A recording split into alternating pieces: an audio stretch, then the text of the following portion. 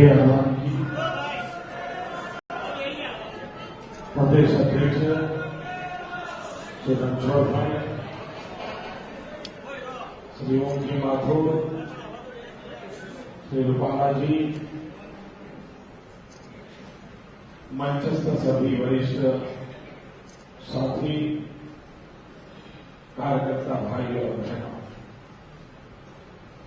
नवरात्रि का पावन पर्व चल रहा है।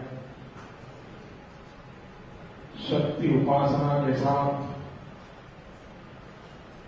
राष्ट्र शक्ति के जागरण का भी काम चल रहा है।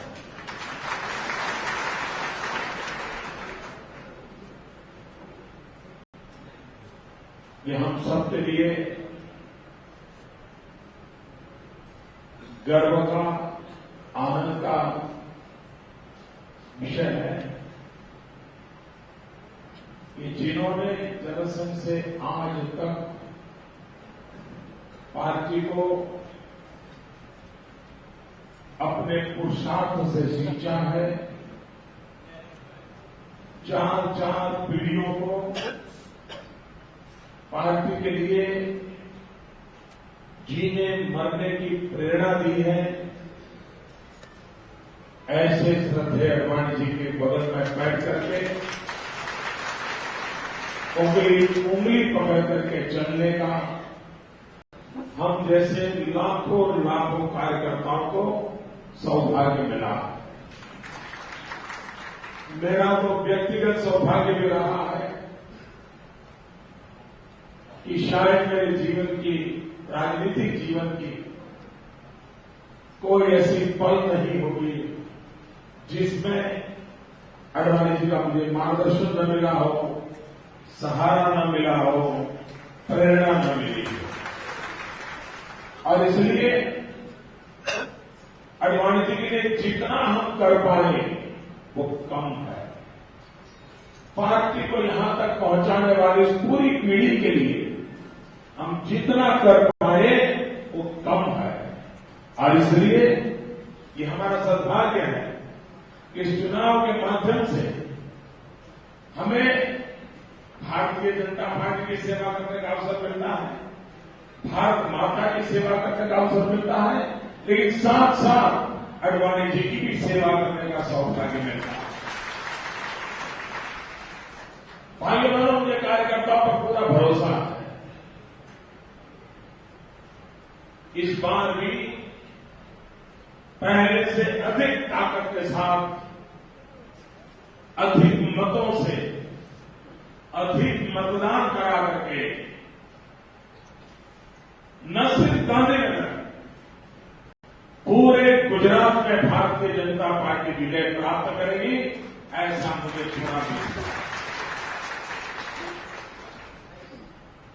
और 26 अडवाणी जी याद करा रहे हैं कि 26 नहीं 28 का सोचो। दादरा नगर हवेली, दमन, सेलवास, यहां की 2 सीटें गुजराती भाषी लोग हैं, तो स्वाभाविक है एक प्रकार से 26 नहीं 28 सीटों पर भी हम लोगों का टारगेट बना है। हमारे यहां कुछ विधानसभा के उपचुनाव भी हैं। मुझे पूरा विश्वास है इस चुनाव में कई प्रदेश ऐसे होंगे और शायद आजादी के बाद की ये पहली घटना होगी। हिंदुस्तान के कई प्रदेश ऐसे होंगे जहां से कांग्रेस का एक भी व्यक्ति चुन करके नहीं आया। हिंदुस्तान के एक भी प्रदेश ऐसा नहीं होगा पूरे चुनाव में, कश्मीर से कन्याकुमारी, अटक से कटक, पूरे हिंदुस्तान में एक भी प्रदेश ऐसा नहीं होगा जहां पर कांग्रेस डबल डिजिट पार कर पाए। एक भी राज्य में कांग्रेस को 10 के आंक तक पहुंचने की संभावना नहीं है। आपात के बाद भी कांग्रेस का जो घोर पराजय हुआ था, इससे भी भयंकर पराजय इस चुनाव में होने वाला है। ये जनता जनार्दन का मिजाज कहता है। जैसे अडवाणी ने कहा, बहुत कम चुनाव होते हैं कि जिसमें, शायद बहुत कम क्या, शायद पहला चुनाव ऐसा है कि जिसमें चुनाव घोषित होने से पहले नतीजा घोषित हो चुका है। ऐसा बहुत कम होता है, ऐसा बहुत कम होता है। लेकिन भाइयों बहनों, हम चाहते हैं कि देश को कांग्रेस मुक्त बनाना है, देश को संकटों से मुक्त करना है, भ्रष्टाचार से मुक्ति चाहिए, महंगाई से मुक्ति चाहिए, बेरोजगारी से मुक्ति चाहिए।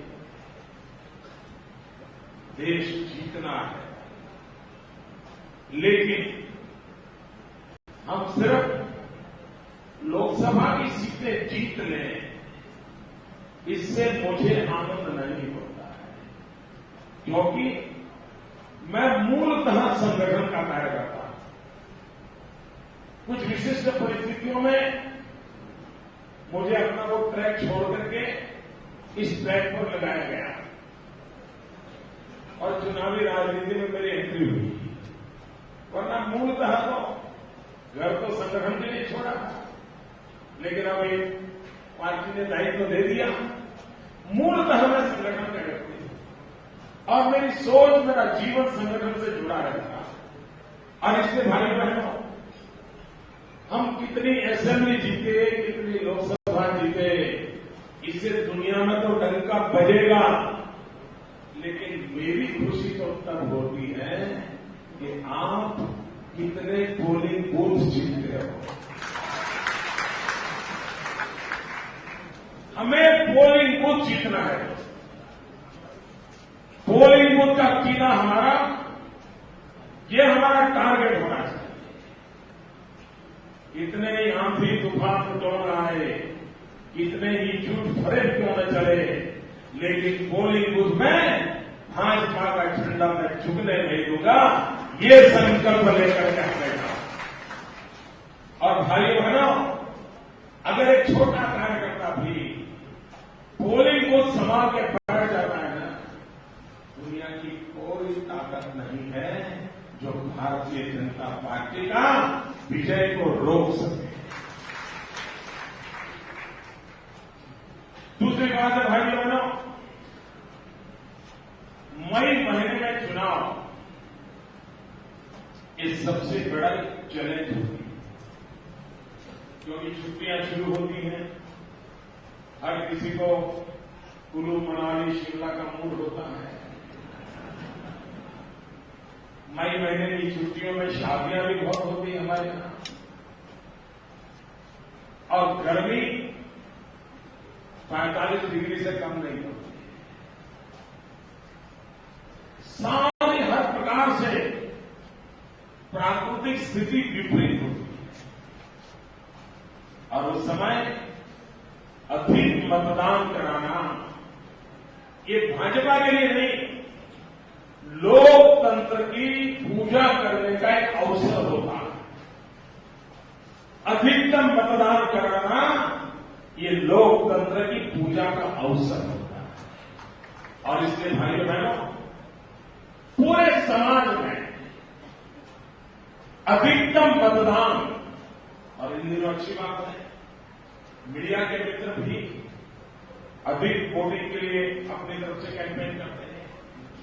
बहुत बड़ी मात्रा में एनजीओ भी अधिक मतदान के लिए कैंपेन करते हैं, और कुछ समय से इलेक्शन कमीशन स्वयं भी अधिक मतदान पर बल देता है।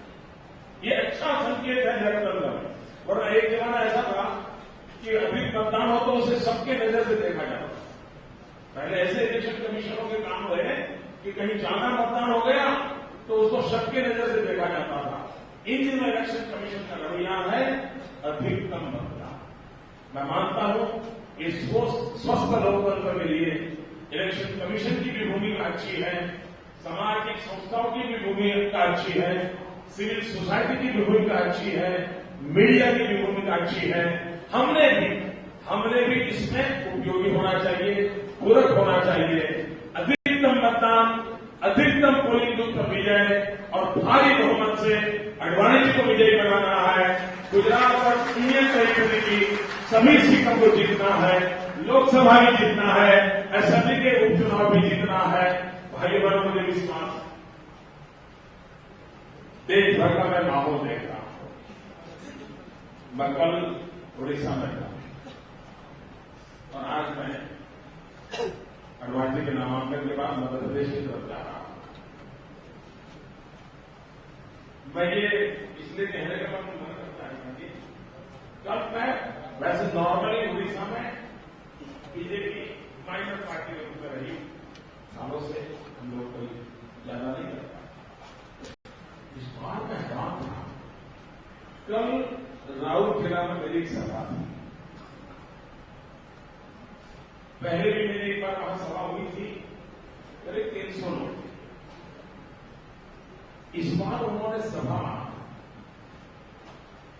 राउरकेला शहर से 8 किलोमीटर दूर एक खेत में रखी। वो जगह देख करके मेरा माथा फट गया। मैंने कहा भाई, मैं गुजरात का मैं भी इतना बड़ा मैदान रखने की हिम्मत नहीं कर सकता। आपने इतने बड़े मैदान को रखने की हिम्मत कैसे की? और जब मैंने वो सभा देखी, भाइयों बहनों, मैंने ऐसी सभा एक पार्लियामेंट की सीट, राज्य की नहीं, मैंने अब तक कभी कल्पना नहीं की है। वो दृश्य में राउरकेला में देखा, जहां भारतीय जनता पार्टी जिन राज्यों में हमारा दबदबा है उस रूप में नहीं है। और इसलिए मैं तो हैरान था, इस बार दक्षिण भी पूरब भी अकल पे परिणाम देगा। और भाइयों बहनों, मैंने कहा इस प्रकार से कांग्रेस के इतने वर्षों के इतिहास में ये बुरे से बुरी हार कांग्रेस की। और ये आडवाणी जी ने कहा सही है, ये चुनाव कोई पॉलिटिकल पार्टी नहीं लड़ रही है, कोई उम्मीदवार नहीं लड़ रहा है। ये चुनाव जनता जनार्दन लड़ रही है, देश की जनता चुनाव लड़ रही है। और देश की जनता ने अपना परिणाम निर्धारित कर लिया है। हम सब अपना अपना दायित्व निभाएं, आडवाणी जी को भारी बहुमत से विजयी बना करके हम गुजरात का गौरव अनुभव करें। इसी अपेक्षा के साथ आप सबको बहुत बहुत शुभकामनाएं। भारत माता की, भारत माता की, भारत माता की, वंदे वंदे। अब की बार, अब की बार, अब की बार, अब की बार।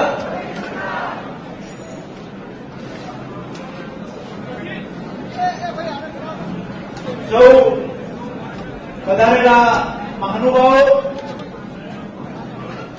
અને લોકસભા ક્ષેત્રમાંથી પણ પધારેલા સૌ કાર્યકર્તા ભાઈઓ બહેનો, આગેવાનોનો સૌનો હૃદયપૂર્વક આભાર.